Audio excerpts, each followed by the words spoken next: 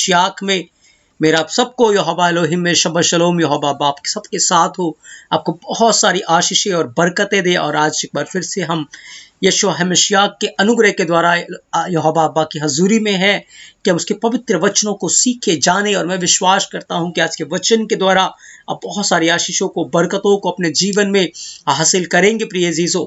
तो आज का जो हमारा विषय है वो है यहोवा के राज्य की खोज। और इससे पहले कि हम इस विषय को स्टार्ट करें, हम प्रार्थना करेंगे इज़राइल के लिए, यरूशलेम के लिए, कि मेरा यहोवा अब्बा इज़राइल को, यरूशलेम को शलोम की आशीषें दे और इज़राइल की जो खोई हुई भेड़ें हैं वो यशवा हमेशिया के नाम से बचाई जाएं, उद्धार पाएं, यशवा हमेशिया के नाम से, आमीन।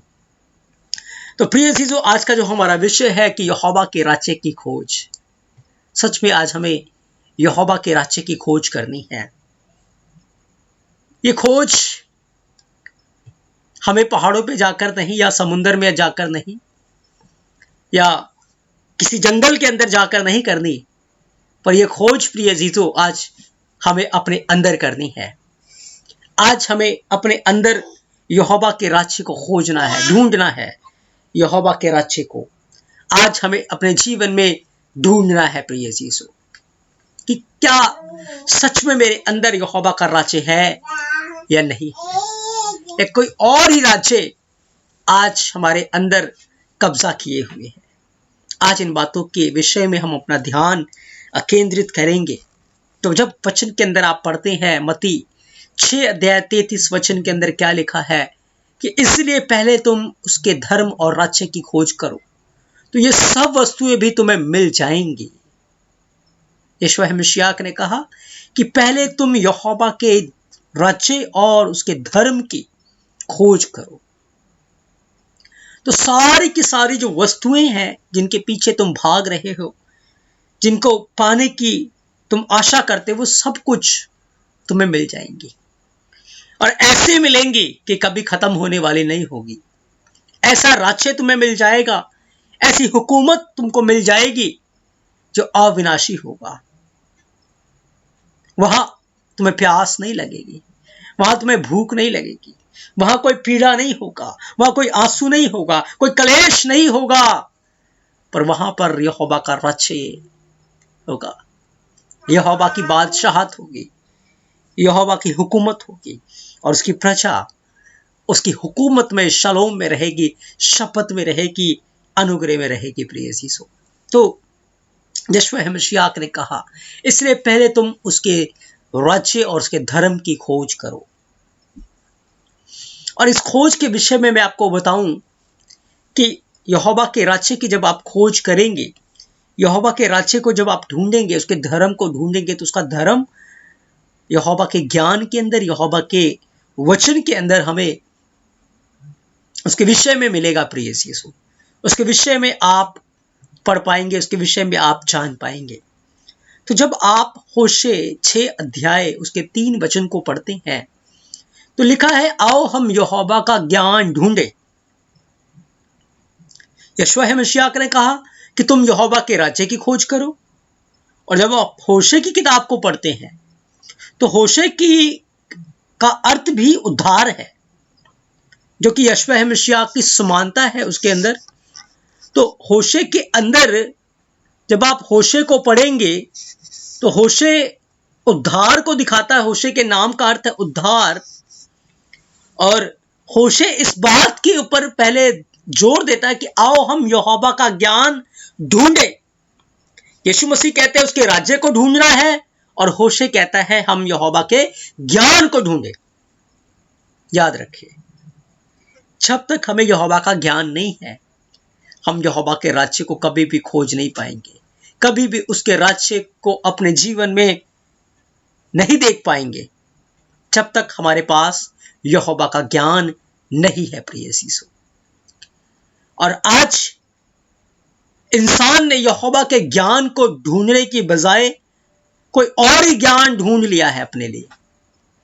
और उस ज्ञान के विषय में भी मैं आपको बताऊंगा कि आज इंसान किस ज्ञान से भर चुका है और इतना ज्ञानी हो गया है कि उसको फिर किसी चीज की जरूरत नहीं है और वो अपने ज्ञान में नाश होता जा रहा है। लिखा है, वरन यहोवा का ज्ञान प्राप्त करने के लिए यत्न भी करें, क्योंकि यहोवा का प्रकट होना भोर का सा निश्चित है और वो वर्षा की नाई हमारे ऊपर आएगा, वरन बरसात के अंत की वर्षा के समान जिसे भूमि सींचती है। तो आप तैयार हैं प्रिय यीशु यहोवा के राज्य को ढूंढने के लिए, यहोवा के ज्ञान को ढूंढने के लिए। लेकिन प्रिय यीशु,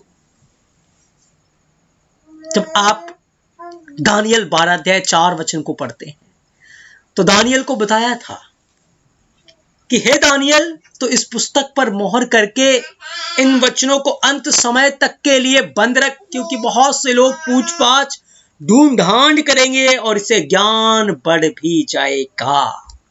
दानियल की भविष्यवाणी थी कि ज्ञान बढ़ भी जाएगा, और आज प्रिय अजीजों, ज्ञान सच में बहुत बढ़ गया है। आज गुनाह का ज्ञान बहुत ज्यादा बढ़ गया है, आज पाप का ज्ञान बहुत ज्यादा बढ़ गया है। बढ़ना यहोवा का ज्ञान चाहिए था, लेकिन आज कौन सा ज्ञान बढ़ गया है? संसारिक ज्ञान, पाप का ज्ञान, बुराई का ज्ञान बढ़ता जा रहा है, और इंसान उस झूठे ज्ञान के अंदर, उस झूठी बुराई में फंसता जा रहा है। और यहोवा का ज्ञान की खोज के अंदर बहुत थोड़े लोग लगे हुए हैं, बहुत थोड़े हैं जो आज यहोवा का ज्ञान ढूंढने में लगे हैं, जो रात रात यहोवा का ज्ञान ढूंढने में बिता देते हैं, जो दिन में भी वो मनन करते रहते हैं, वो सोचते रहते हैं, उसके वचन के ऊपर ध्यान करते रहते हैं, बाइबल के अंदर से खोजबीन करते रहते हैं। बहुत थोड़े हैं, लेकिन बहुत ज्यादा लोग आज कलीसिया में भी, अन्य जातियों में भी, कलीसिया में खास तौर से ऐसे लोग हैं जो आज संसारिक ज्ञान को ढूंढ रहे हैं, शैतानिक ज्ञान को ढूंढ रहे हैं। आप कहेंगे हम तो नहीं ढूंढते ऐसा, हम तो नहीं ऐसा करते, लेकिन जब आप बाइबल को पढ़ेंगे तो आपको समझ में आएगा कि कहीं ना कहीं हम उन बुरी बातों से आज जुड़ते जा रहे हैं, उस घिनौने ज्ञान से जिसे मुझे और आपको अनजान होना था। हम उस ज्ञान में घुसते जा रहे, ज्ञान को प्राप्त करते जा रहे हैं, और क्योंकि हमने उस बुरे ज्ञान को जाना है तो हम करते भी हैं, और करने के कारण यहोवा के राज्य से दूर होते जा रहे हैं। आज हमें मन फिराने की जरूरत है, आज हमें तौबा करने की जरूरत है, क्योंकि यीशुआ है मसीह ने जब वो यहूदियों से बात कर रहा था तो यूहन्ना 8 अध्याय के अंदर यीशुआ मसीह ने कहा कि तुम अपने पिता शैतान की ओर से हो और उसकी अभिलाषाओं को पूरा करते हो। क्या उसकी अभिलाषा? सब प्रकार के पाप, सब प्रकार के घिनौने काम, उन अभिलाषाओं को तुम पूरा करते हो, जिनके विषय में जब आप 2 तीमुथियुस 3 अध्याय 1 से 5 वचन को पढ़ते हैं, क्या लिखा है? क्या है शैतान की अभिलाषाएं? क्या है उसका ज्ञान जिसको आज इंसान ने प्राप्त कर लिया है और वो यहोवा के राज्य से दूर है? आज उस घिनौने और दूषित ज्ञान से अगर हमारे जीवन में कहीं भी वो ज्ञान है, वो घृणित बातें हैं, तो हमें उन्हें आज अपने जीवन से साफ करना है, निकालना है। तभी आप यहोवा के राज्य को अपने जीवन में देख पाएंगे, यहोवा के राज्य को अपने जीवन में ढूंढ पाएंगे। प्रिय यीशु, क्या लिखा है? पर ये जान रख के अंतिम दिनों में कठिन समय आएंगे, क्योंकि मनुष्य स्वार्थी हो जाएगा। स्वार्थी। जब आप फिलिपिया 2 अध्याय उसके 21 वचन को पढ़ेंगे, वहां लिखा है आज हर कोई अपने स्वार्थ की खोज में है, कोई यीशु मसीह का प्रेमी नहीं है, कोई उसको ढूंढ नहीं रहा, पर किसकी खोज में है? अपने स्वार्थ की खोज के अंदर। आज एक मसीह कलीसिया के अंदर जब जाता है, क्या उसका स्वार्थ नहीं होता? यीशु मसीह मुझे चंगाई देगा, यीशु मसीह मुझे छुटकारा देगा, यीशु मसीह मेरे लिए ये करेगा, मैं प्रार्थना कर रहा हूं, मेरी प्रार्थना सुनी जाएगी। वो अपने स्वार्थ के लिए जा रहा है, वो अपने स्वार्थ के लिए बाइबल को पढ़ रहा, अपने स्वार्थ के लिए प्रार्थना कर रहा। उसकी प्रार्थना स्वार्थी प्रार्थना, यहोवा की महिमा के लिए नहीं है।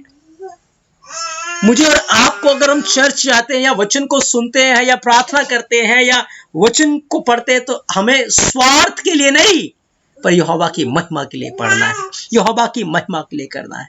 कोई भी भला कार्य करते हैं, कुछ भी अच्छा कर रहे हैं, आज हमें अपने आप को जांचना है, देखना है कि हम अपने स्वार्थ के लिए तो नहीं कर रहे या यहोवा की महिमा के लिए कर रहे हैं। क्योंकि आज अधिकतर कार्य इंसान अपने स्वार्थ के लिए कर रहा है, और ये सत्य का ज्ञान नहीं है, यहोवा का ज्ञान नहीं है, पर ये दुष्ट का ज्ञान है और ये शैतानी ज्ञान है, ये शैतानी चीजें हैं, ये पाप है, जिससे इंसान आज बड़े ही आसानी से उलझता जा रहा है। और यीशु मसीह ने उन यहूदियों को कहा, ऐ शैतान के बच्चों, तुम अपने बाप शैतान की ओर से हो और उसकी अभिलाषाओं को पूरा करते हो। तो याद रखिए, आज कलीसिया के अंदर जो मेरे विश्वासी भाई और बहन ऐसे हैं जो सच में शैतान के मार्गों पर चल रहे हैं, दुष्ट के मार्गों पर चल रहे हैं, उसके अभिलाषाओं को पूरा करें, वो यहोवा की संतान नहीं है। इस धोखे में ना रहे कि हम यहोवा की संतान है, पर याद रखें आप दुष्ट की संतान हो सकते हैं। मैं आपको बाइबल की बातें बता रहा हूं, अपनी ओर से नहीं बता रहा। यदि इसी समय आप तौबा करके अपने पापों से तौबा करेंगे, मन फिराएंगे, तो दुष्ट आपके जीवन से दूर हो जाएगा और आप यहोवा की संतान बन जाएंगे, क्योंकि आप यशवा हमेशिया के ऊपर ईमान ले आएंगे, विश्वास करेंगे और तुरंत आप यहोवा की संतान बन जाएंगे। लेकिन यदि आप बुराई में, गुनाह में फंसे हुए हैं, तो आप फिर यहोवा की संतान नहीं है। सॉरी, आप रॉन्ग हैं, क्योंकि वचन में लिखा है कि इंसान स्वार्थी हो जाएगा, और आज है। दूसरी बात, लोभी हो जाएगा, लालची हो जाएगा, और आज इंसान सच में लालची हो चुका है। भिन्न भिन्न प्रकार के लालच आज इंसान के जीवन में पाए जाते हैं, भिन्न भिन्न प्रकार के लालच, जिसके कारण इंसान मूर्ति पूजा में, क्योंकि लालच जो है वो मूर्ति पूजा के समान है, मूर्ति पूजा है, और वो इंसान को खोखला कर देते हैं। अकान ने लालच किया और नाश की ओर बढ़ गया, और आज बहुत सारे लोग इस लालच का शिकार है। प्रिय यीशु, तीसरी बात, डींग मार हो जाएंगे। डींग मार का क्या अर्थ है? अपना प्रचार करेंगे, अपने आप को फेमस करेंगे, लंबी लंबी फेंकेंगे। तो आज के समय में हम क्या देख रहे हैं? कोई यीशु मसीह का प्रचार नहीं कर रहा, अपना प्रचार कर रहे हैं, अपने आप को फेमस करने में लगे हुए हैं, अपने आप को दिखाने में लगे हैं, अपना प्रचार करने में लगे हुए हैं। तो ये सारी चीजें इंसान क्या कर रहा है? संसारिक और शैतानी ज्ञान को हासिल कर रहा है। फिर लिखा है, अभिमानी, घमंडी, निंदक, एक दूसरे की निंदा करने वाले, एक दूसरे को बदनाम करने वाले, एक दूसरे का मजाक उड़ाने वाले, एक दूसरे को ठट्ठों में उड़ाने वाले, हंसी करने वाले। क्या आज कलीसिया में ये सारी चीजें नहीं हो रही? क्या हम भी इन चीजों में कहीं ना कहीं नहीं फंसे हुए? फंसे हैं तो आज हमें खाली होना है। समय बहुत निकट आ चुका है प्रिय अजीजों। आज ये खरा उपदेश हमारे लिए है, ये खरी बातें हैं कि हम अगर कहीं ना कहीं इन चीजों से जुड़े हुए हैं तो हमें निकलना है, क्योंकि यीशु मसीह अपनी दुल्हन को लेने के लिए आने वाला है। यशवा हमेशिया अपनी दुल्हन को लेने के लिए आने वाला है। प्रिय यीशु, आगे लिखा है, माता पिता की आज्ञा टालने वाले, और ये बहुत ज्यादा हो रहा है क्योंकि बच्चे माँ बाप से ऊपर जा रहे हैं। उनका अनादर करने वाले, नीचा दिखाने वाले, गलत बोलने वाले। ये बाइबल बयान करती है, मैं अपनी तरफ से नहीं बोल रहा, पर बाइबल के अंदर ये बातें लिखी है कि अंतिम समय में ऐसे लोग आएंगे जो संसारिक ज्ञान इतना इकट्ठा कर लेंगे कि हमें किस प्रकार से स्वार्थ की बातें वो करेंगे। लोभी हो जाएंगे, डींग मार हो जाएंगे, घमंडी हो जाएंगे, निंदक हो जाएंगे, माता पिता की आज्ञा टालने वाले हो जाएंगे, कृतघ्न, अपवित्र हो जाएंगे।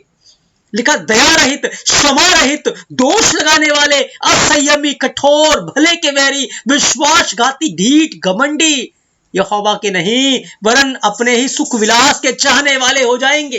लिखा भक्ति का भेष तो धरेंगे पर उसकी शक्ति को नहीं मानेंगे।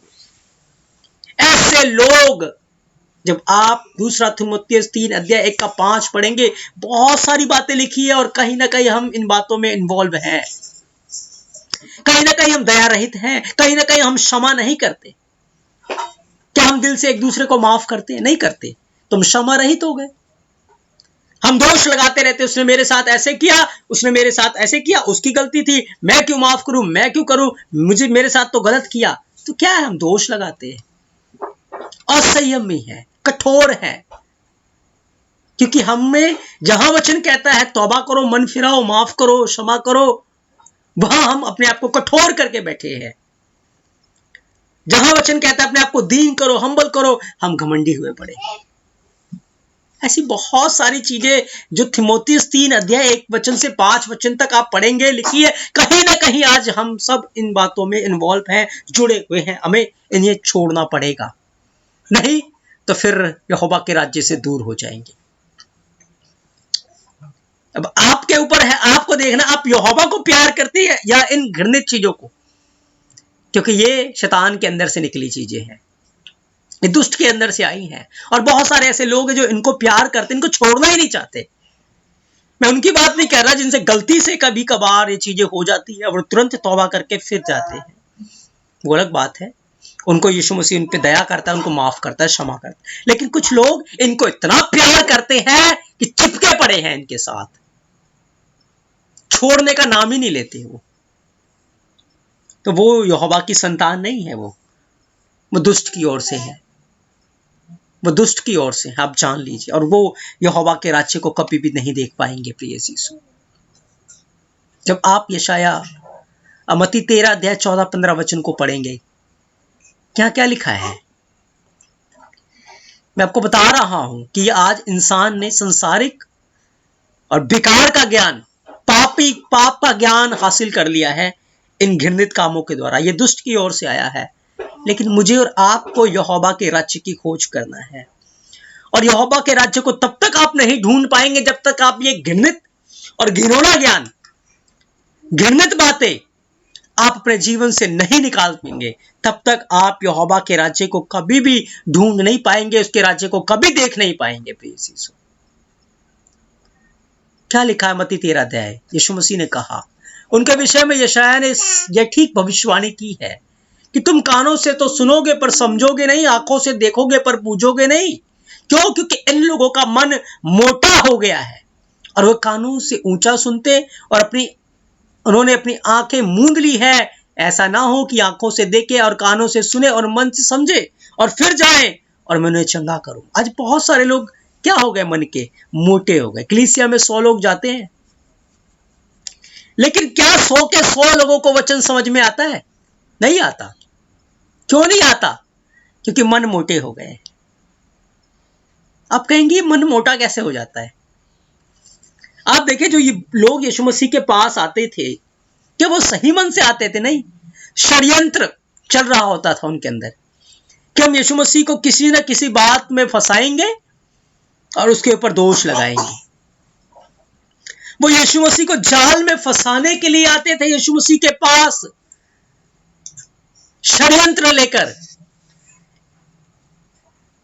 और आज क्या हो रहा है? आप कहेंगे हम तो नहीं षड्यंत्र कर रहे यीशु मसीह के साथ, हम तो उसको मारने की प्लानिंग नहीं कर रहे। पर प्रिय जीसो, आज हम अपने छोटे से छोटे भाई और बहनों के साथ जो कर रहे हैं वो यीशु मसीह के साथ कर रहे हैं। यीशु मसीह ने कहा, जो कुछ तुमने मेरे छोटे से छोटे भाई और बहन के साथ किया है, तुमने मेरे साथ किया है। हम कलीसिया में तो बैठे होते हैं, वचन तो सुन रहे होते हैं या वचन को पढ़ रहे होते हैं या प्रार्थना कर, लेकिन अंदर हमारे भाई बहनों के प्रति क्रोध है, गुस्सा है, नफरत है और प्लानिंग चल रही होती है कि मैं किस तरीके से उसको नीचा दिखाऊं, किस तरीके से उसको बदला चुकाऊं, किस तरीके से मैं उसे बदला लूं या मैं किस तरीके से उसको सबक सिखाऊं। आज ऐसी बातें हमारे जीवन में, और क्या है, मन मोटा। इसीलिए वचन कितना भी सुनते रहेंगे, कितना भी हम देखते रहेंगे, हमें कुछ समझ में नहीं आएगा, हमें कुछ पल्ले नहीं पड़ने का। क्यों? क्योंकि मन मोटा हो गया है। जब तक हम अपने भाई बहनों को गले से नहीं लगाएंगे, प्यार नहीं करेंगे, अपने आप को नम्रदीन नहीं करेंगे यहोवा के राज्य के लिए, हमारे मन मोटे ही रहेंगे और कुछ समझ नहीं पाएंगे, कुछ नहीं समझ में आएगा। हम देखते रहेंगे पर कभी बूझ नहीं पाएंगे। क्यों? क्योंकि मन मोटा, क्योंकि हमने संसारिक ज्ञान इतना इकट्ठा कर लिया है कि पाप करने में हम लोग बहुत ज्यादा एक्सपर्ट हो चुके हैं, माहिर हो चुके हैं। और फिर प्रिय जीसु, कैसे हम यहोवा के राज्य को ढूंढ पाएंगे, कैसे उसके राज्य को देख पाएंगे? आज हमें इन कामों से मन फिराना है, इन बातों से तौबा करनी है, क्योंकि समय बहुत बहुत बहुत निकट आ चुका है।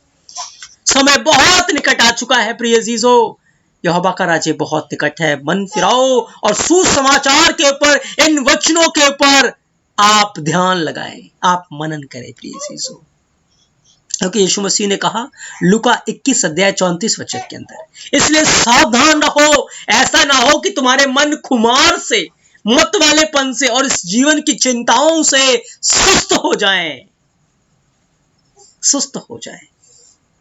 क्योंकि आज क्या हुआ है, क्या आप घर की चिंताओं में सुस्त नहीं हुए?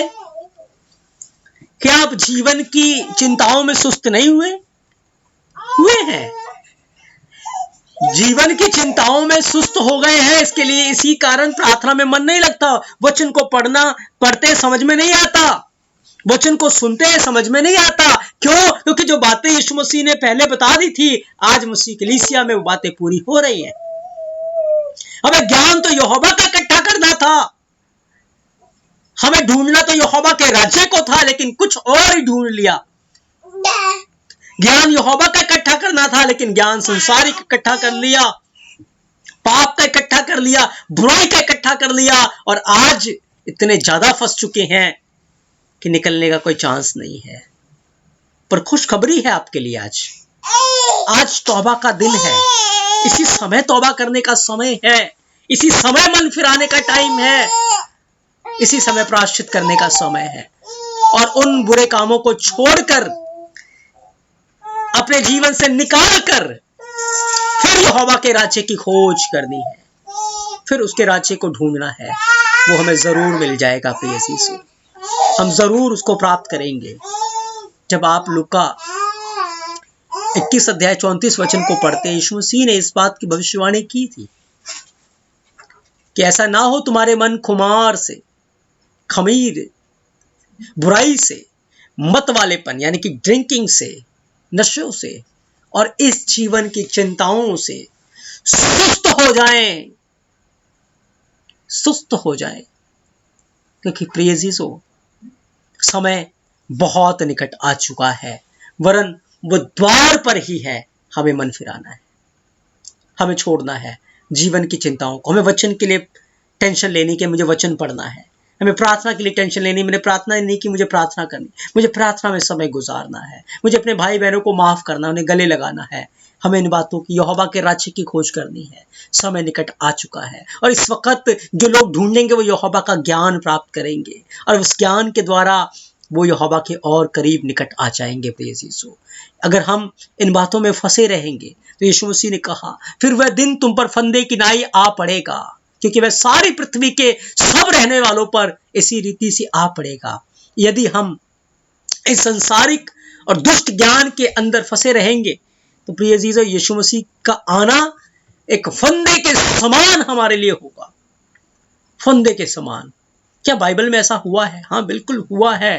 मैं इसके विषय में आपको बाइबल के अंदर बताऊंगा कहां हुआ है, कब हुआ है, और सेम ऐसा ही आपके साथ भी हो जाएगा। इसीलिए हमें मन फिराना है।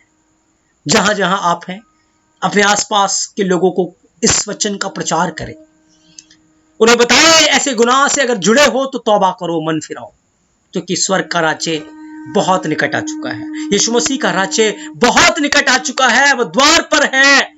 अगर अब मन नहीं फिराया तो रह जाएंगे, छोड़ दिए जाएंगे, क्योंकि आज इंसान इस घृणित और पापी ज्ञान से भर चुका है और यहोवा के राज्य से दूर है। जब आप दानियल 5 अध्याय को पढ़ेंगे, राजा बेलशस्सर के विषय में लिखा है, और इस राजा का मन खुमार से, जैसे यीशु मसीह ने बताया, मतवाला हो गया ये। और क्या किया इसने? यहोवा के पवित्र पात्रों के अंदर शराब पीनी शुरू की, अपनी रानियों के साथ, अपनी रखेलियों के साथ शराब पीनी शुरू की। इसको पता नहीं था आज मेरे साथ क्या होने वाला है, आज रात मेरा प्राण निकल जाएगा। एक फंदे के समान वो रात इसके ऊपर आ गई। क्यों? क्योंकि इसने यहोवा के पवित्र पात्र को अशुद्ध कर दिया, उसमें शराब पीने लगा।